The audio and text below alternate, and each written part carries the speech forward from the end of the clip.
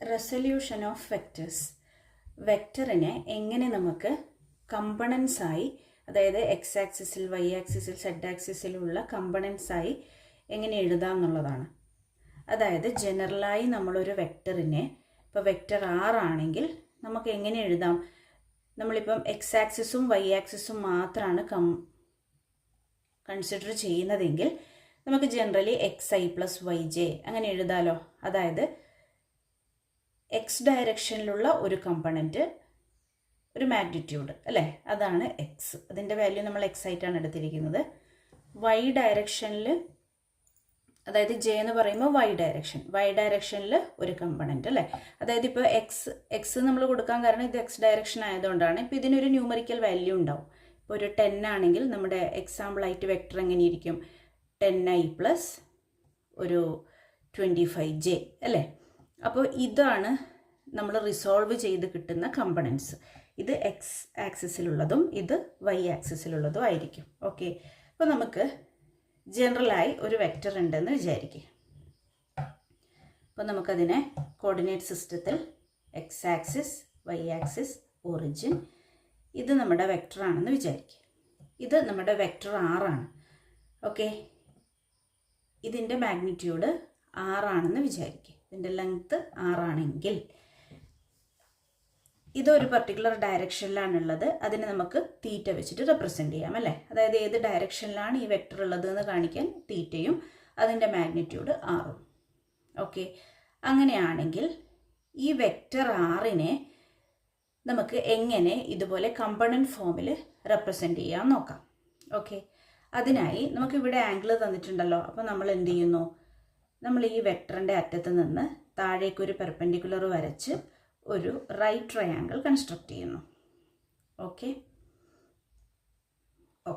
അങ്ങനെയാണെങ്കിൽ നമ്മൾ ഈ ഒരു ലെങ്ത്ത് പെർപെൻഡിക്കുലർ, നമുക്കിതാ ഈ ഒരു ലെങ്ത്താണ് അല്ലേ. ഈ പെർപെൻഡിക്കുലർ ഡിസ്റ്റൻസ് എന്ന് പറഞ്ഞാൽ ഈ ഒരു ലെങ്ത്താണ്, അതായത് വൈ ആക്സിസിലുള്ള ലെങ്ത്ത്. അതുപോലെ എക്സ് ആക്സിസിൽ ഇത്രയും ലെങ്ത്ത്, ഇത്രയാണ് വരുന്നത്. ഓക്കെ, ഇനി നമ്മൾ ചെയ്യാൻ പോകുന്നത്, ഈ ഒരു ലെങ്ത്താണ് നമ്മൾ ഈ പറഞ്ഞ എക്സ് എന്ന് പറയുന്നത് കേട്ടോ. അതുപോലെ ഈ ഒരു ലെങ്ത്താണ് നമ്മൾ ഈ പറഞ്ഞ വൈ എന്ന് പറയുന്നത്. അപ്പം ഇങ്ങനെയാണെങ്കിൽ നമുക്ക് ജസ്റ്റ് സൈൻ തീറ്റയും കോസ് തീറ്റയും ഒന്ന് കണ്ടുപിടിച്ച് നോക്കാം. സൈൻ തീറ്റയും കോസ് തീറ്റയും. സൈൻ തീറ്റ എന്ന് പറയുമ്പം ഓപ്പോസിറ്റ് സൈഡ് ബൈ ഹൈപ്പോട്ട്ന്യൂസ് അല്ലേ. കോസ് തീറ്റ എന്ന് പറയുമ്പം അഡ്ജസൻറ്റ് സൈഡ് ബൈ ഹൈപ്പോട്ട്ന്യൂസ്. ഇതൊക്കെ ഓർക്കുന്നുണ്ടല്ലോ അല്ലേ. ശരി, അപ്പോൾ നമുക്ക് ആദ്യം സൈൻ തീറ്റ കണ്ടുപിടിക്കും. ഇതാണ് സൈൻ. ഓക്കെ, സൈൻ തീറ്റ ഇതാണ്. അപ്പോൾ ഈ ഒരു പെർപെൻഡിക്കുലർ ഡിസ്റ്റൻസിനെ നമുക്ക് തിരിച്ചറിയാൻ വേണ്ടി നമുക്ക് ജസ്റ്റ് ഒരു പേര് കൊടുക്കാം. ഇവിടെ ഒ ഉണ്ട്, ഇവിടെ എ കൊടുക്കാം. ഈ ഒരു പോയിന്റിന് നമ്മൾ ബി എന്ന് കൊടുക്കുന്നു. ഓക്കെ, നമുക്ക് മനസ്സിലാകാൻ വേണ്ടി. അപ്പോൾ നമ്മൾ സൈൻ തീറ്റ എങ്ങനെ എഴുതാം? Sine theta is equal to, ഈ തീറ്റയുടെ ഓപ്പോസിറ്റ് സൈഡ് എത്രയാണ്? A b divided by hypotenuse. ഈ ലെങ്ത്ത് നമ്മൾ റെപ്രസെൻറ്റ് ചെയ്യുന്നത് സ്മോൾ ലെറ്റർ ആർ തന്നെയാണ് അല്ലേ. അപ്പോൾ r, a b by r എന്ന് എഴുതാം. അതേപോലെ കോസ് തീറ്റ എങ്ങനെ എഴുതാം? കോസ് തീറ്റ എന്ന് പറഞ്ഞാൽ അഡ്ജസൻറ്റ് സൈഡ്. ഇതാണ് ഈ തീറ്റയുടെ അടുത്തിരിക്കുന്ന സൈഡ്. അഡ്ജസൻറ്റ് സൈഡ് എന്ന് പറയുന്നത് ഈ സൈഡാണ്. ഏതാണോ തീറ്റയ്ക്ക് തൊട്ടടുത്തിരിക്കുന്നത്, വെക്റ്റർ അല്ലാതെ അതിൻ്റെ ഓപ്പോസിറ്റ് സൈഡ്. അപ്പോൾ അഡ്ജസൻറ്റ് സൈഡ് എത്രയാണ്? ഒ ബി അല്ലേ. O B divided by again hypotenuse 6 എന്ന് കിട്ടി അല്ലേ. അപ്പോൾ ഇതിൽ നിന്ന് നമുക്ക് എന്തെഴുതാം? A B is equal to R sine theta, അതുപോലെ O B is equal to R cos theta. അപ്പോൾ നോക്കിയേ, ഞാൻ ഈ പറഞ്ഞ എക്സ് എന്ന് പറഞ്ഞത് എക്സ് ആക്സിസിലുള്ള ആ ഒരു കമ്പണൻറ്റിൻ്റെ വാല്യൂ എന്ന് പറയുന്നത് ഈ ഒരു ലെങ്ത് ആണ് അല്ലേ. ഒ ബി അല്ലേ. അതായത് ഇവിടെ ഞാൻ ഈ പറഞ്ഞ എക്സ് എന്നുകൊണ്ട് ഞാൻ ഉദ്ദേശിച്ചത് ആക്ച്വലി ഒ ബി ആണ്. അത് എത്രയാണ് കിട്ടി? R cos theta. അതുപോലെ വൈ, സിമിലർലി ഈ വൈ എന്ന് പറയുന്ന ഡിസ്റ്റൻസ് എന്താണ്? ശരിക്ക് എ ബി ആണ് അല്ലേ. ഇത് തന്നെയല്ലേ എ ബി അല്ലേ. ഈ ഒരു ഡിസ്റ്റൻസ് തന്നെയാണ് a b. That is equal to R sine theta. കണ്ടോ? അപ്പോൾ നമുക്കിനി വെക്റ്റർ ആറിനെ എങ്ങനെ എഴുതാം?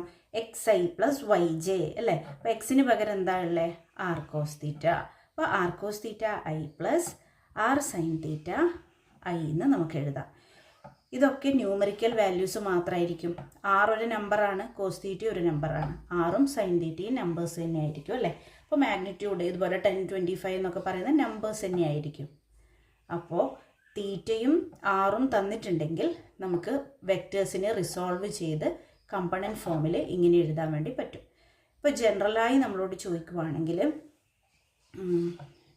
നമ്മളിങ്ങനെ ഒരു ആക്സിസ് വരച്ച് ഇവിടെ ഒരു വെക്റ്റർ ഉണ്ടെന്ന് വിചാരിക്കുക. അതിപ്പം ആറാണെന്ന് തന്നെ വിചാരിക്കുക. ഈ ആംഗിളാണ് തീറ്റ തന്നതെന്ന് വിചാരിക്കുക.